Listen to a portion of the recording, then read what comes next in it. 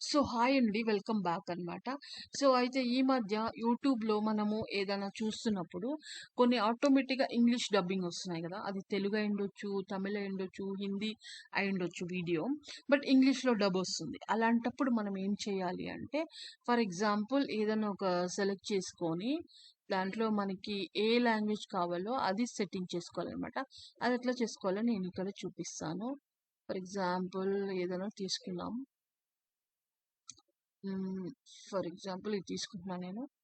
This is one of the reading అనేసి ఇక్కడ చూద్దాం.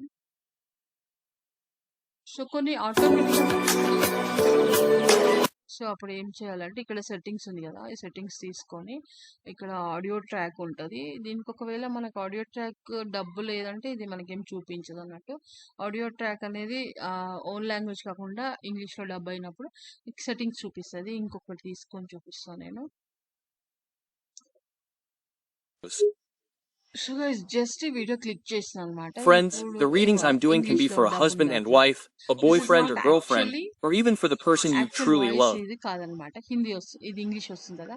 మనకి So, happiness will original return language to your lives. ఏంటనేది హిందీలో ఉంటదనమాట. And what's going so on in the other person's mind? Click చేసి क्या चल रहा है? చూసారా? आप दोनों का जीवन पहले సో जैसा అలా खुश होगा? ఇది హిందీలో వస్తుందనమాట.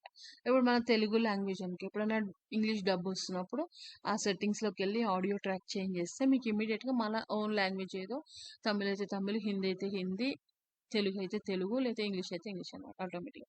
సో అట్లా వస్తదనమాట. ఇది చేంజ్ చేసుకోండి. ఈ మధ్య ఎప్పుడైనా మీరు ఇలా చూస్తున్నట్టయితే. Okay. Thank you so much.